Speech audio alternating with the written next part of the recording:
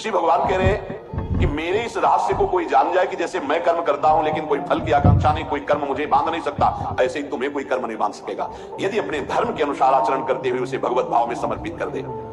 एवं ज्ञात्वा कृतम कर्म पूर्वैरपि मुमुक्षुभिः कुरु कर्मैव तस्मात् त्वं पूर्वैः पूर्वतरम कृतम। पूर्व काल में मुमुक्षुओं ने इसी प्रकार जानकर कर्म किए हैं, इसलिए अर्जुन तू भी पूर्वजों द्वारा सदा से किए जाने वाले कर्मों को ही उन्हीं की तरह कर। मुमुक्षु माने होता है मेरा कल्याण हो जाए, मैं मुक्त हो जाऊं।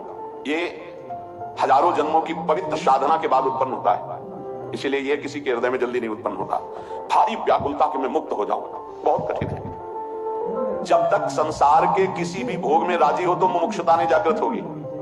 कहीं राजी नहीं है, अब मुझे मुक्त होना है। जैसे बच्चा किसी भी खेल में नहीं खेल रहा, पर रोना ही रोना है तो मां उसे गोद में उठा लेगी। मुमुक्षुता, अब मैं मुक्त होना चाहता हूं। कौन मुक्त होना चाहता है? बिरला कोई। ये मुमुक्षुता ही बड़ी दुर्लभ है। मोक्ष और भगवत प्राप्ति। मुमुक्षुता ही, मैं भगवत प्राप्ति करना चाहता हूं, ऊब गया संसार से, नहीं होगा। वृद्ध शरीर हो गया फिर भी नहीं होगा।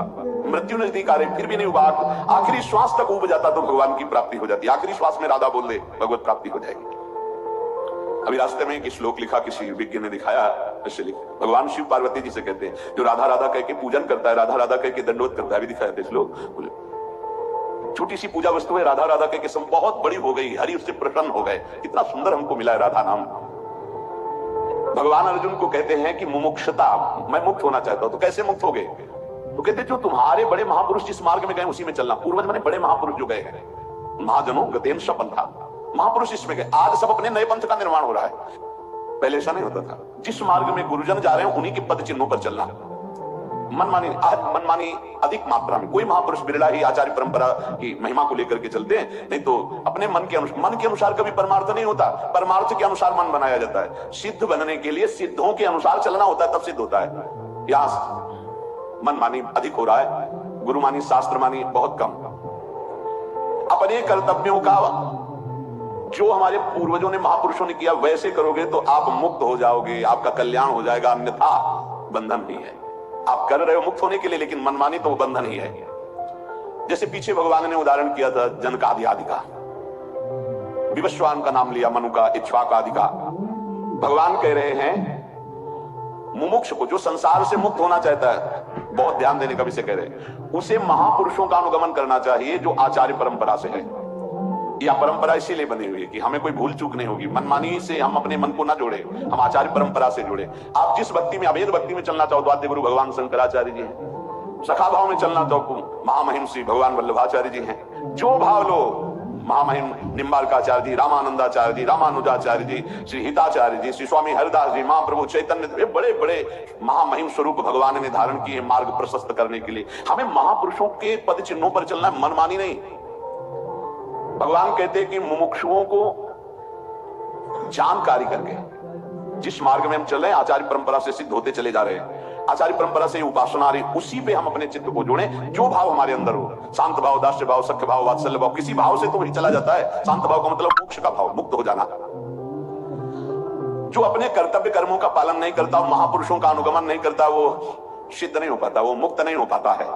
कर्म करता रहता है, पर जैसे बहुत दिनों से कोई व्रत रह रहा है और बहुत एक दोष बढ़ रहा है, हाँ मैं इतने दिनों से ऐसा, बड़ा सूक्ष्म विषय से संसारी नहीं जानेंगे, प्रभावित हो जाएंगे। इतने दिनों से केवल पानी, लेकिन जो तस्मात् शास्त्रम प्रमाणम, तो इसका कोई महत्व नहीं। गर्व कर रहे हो, अन्य की निंदा कर रहे हो, क्या ज्ञान है? देव भाव ही तो है। तो देव भाव में चाहे जो कुछ करो, उसका देव भाव त्याग करके फिरो।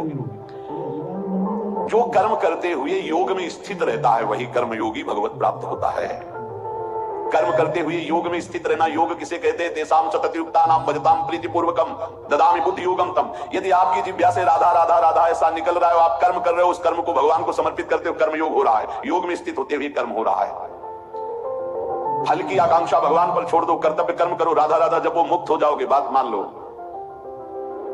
कर्मों को करना या ना करना दोनों बंधन कारक है, दोनों बंधन कारक। मैं ये नहीं कर तो वो मैं पुष्ट हो रहा है, नहीं मैं ये करता तो उसमें भी पुष्ट हो रहा है। बड़ा सूक्ष्म अध्यात्म का विषय है।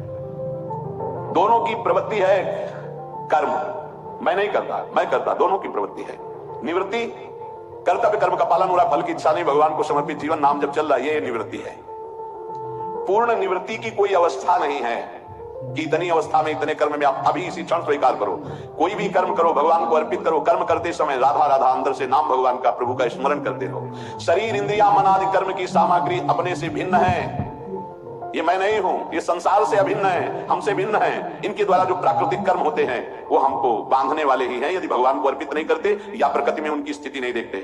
प्राय बड़ा सूक्ष्म विषय है प्रकृति में स्थिति देखना, तो भगवान को अर्पित करना सरल है, आप अर्पित कीजिए। अपने कर्म मान करके अपने लिए जब किया जाएगा तो योग नहीं होगा, केवल कर्म होगा। भगवान के मान के भगवान के लिए किया जाएगा या सबको भगवत स्वरूप मानकर सबके सुख के लिए किया जाएगा, उसे योग कहते हैं, जो भगवत स्मृति से युक्त होता है। देखो, कर्म योग से उद्धार होता है, कर्म से बंधन होता है। कर्म किसे कहते हैं? जब प्रकृति के इन अंश, शरीर, मन, इंद्रिया आदि के द्वारा जो कर्म होते हैं वो अपने लिए किए जाते हैं, मैं करता हूं, यही बंधन है। और जब प्रभु के लिए है, प्रभु के लिए किया जाता है, तो वो बंधन मुक्त हो जाता है। संपूर्ण कर्म केवल प्रभु के लिए किया जाए, कर्मों से हमारा कोई संबंध नहीं है, हमारा संबंध प्रभु से है। कर्म प्रभु को समर्पित है, योग नित्य सिद्ध योग हो गया।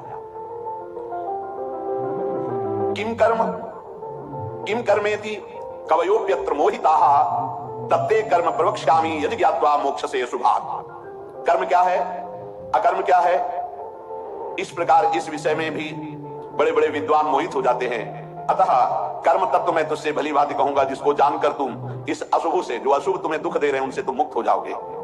किम कर्म, कर्म किसे कहते हैं? किम कर्म किम अकर्मेति, किसे कर्म कहते हैं, किसे अकर्म कहते हैं। साधारण मनुष्य शरीर और इंद्रियों की क्रियाओं को कर्म मान लेते हैं। शरीर और इंद्रियों की क्रियाएं रोक दी तो उसे अकर्म मान लेते हैं, लेकिन ऐसा नहीं है। शरीर और इंद्रियों से क्रियाएं ना हो तो भी क्रिया हो रही है। शरीर, वाणी, मन के द्वारा जो जो भी हो रहा है वो सब क्रियाएं हैं। शरीर वांग मनोभिर यत् कर्म प्रारभते न रहा, अर्थात एक सेकंड भी कोई कर्म के बिना नहीं रह सकता। अगर हमारी कर्म की वृत्ति सात्विक दिखती है कि ये मैं कर्म कर रहा हूं, तो सतोगुणी कर्म। राजसिक वृत्ति तो रजोगुणी कर्म, तामसिक वृत्ति तो तमोगुणी कर्म।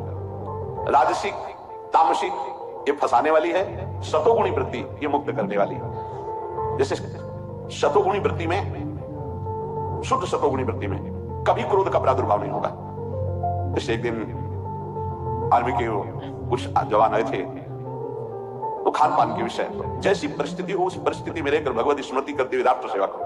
हमारे आंतरिक लक्ष्य में था प्याज लहसुन, हम संसार का तो कि अगर कहीं ऐसी परिस्थिति है कि आपको प्याज लहसुन युक्त भोजन मिल रहा है, आप चाहते हो मैं सात्विक भोजन करूं, तो आपके अंदर रज और तम की पूर्ण वृत्ति बनी है, त्रिगुणातीत नहीं हो गए हो। शतोगुणी भोजन की व्यवस्था का तात्पर्य बहुत ऊंची होती है। धर्म के द्वारा कमाया हुआ सात्विक पात्रों में, सात्विक रसोई में, सात्विक वृत्ति के द्वारा भगवत चिंतन करते हुए बनाया हुआ, फिर उसे भगवत अर्पित कर, आप शतोगुणी भोजन